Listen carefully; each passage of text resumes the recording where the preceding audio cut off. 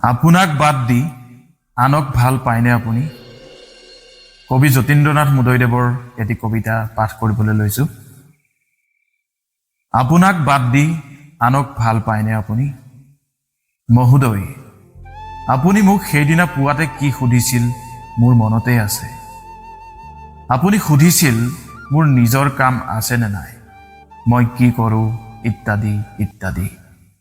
আপুনিতো সোধা নাছিল কেনে আছো মই, কিংবা মই পিন্ধা পোছাকযোৰ পিন্ধি সন্তুষ্ট নে মই। ক্ষণিকৰ বাবে মই হৈ পৰিছিলোঁ বোবা। আপোনাৰ কথাই মোক বোবা কৰা নাছিল। মই তেতিয়াও বিচাৰি আছিলোঁ আপোনাৰ চকুযোৰ কোনখিনিত আছে। হিচাপ কৰিবলৈ যত্ন কৰিছিলোঁ আপোনাৰ বিশাল বুকুখনৰ জোখ। মই কি কৰোঁ যদিওবা নাজানে আপুনি, মই ভালকৈয়ে জানো কিমান দীঘল মোৰ দুহাত। ভালকৈয়ে জানো মই পিন্ধা কামিজটোৰ জোখ।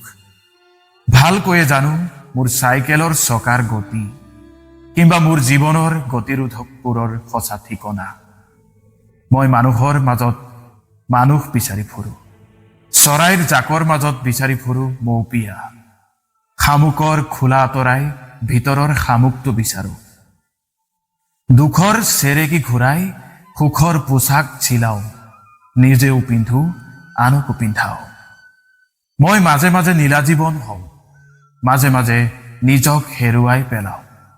কেতিয়াবা কবি হওঁ, ফুলক ভাল পাবলৈ আকাশখনক প্ৰাৰ্থনা কৰোঁ। পাহাৰটো শান্ত হ'বলৈ শিলোৱা বুকুত সি লওঁ সেউজীয়া আৱৰণ।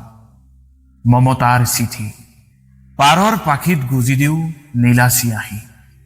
হলেও হওকচোন এটি কবিতা, হলেও হওকচোন এটা মানুহ পৃথিৱীক ভাল পোৱা।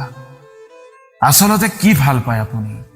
সুখৰ নিদ্ৰাত নিদ্ৰিত আকাশ, নে শব্দৰ প্লাৱনত উটি যোৱা দীপাৱলীৰ নিশা? আবেলিৰ ৰামধেনু নে আকাশৰ শুভ্ৰ ডাৱৰ? নগৰৰ ৰাজপথ নে গাঁৱৰ আলিবাট? নে একোৱেই ভাল নাপায় আপুনি আপোনাক বাদ দি? ধন্যবাদ।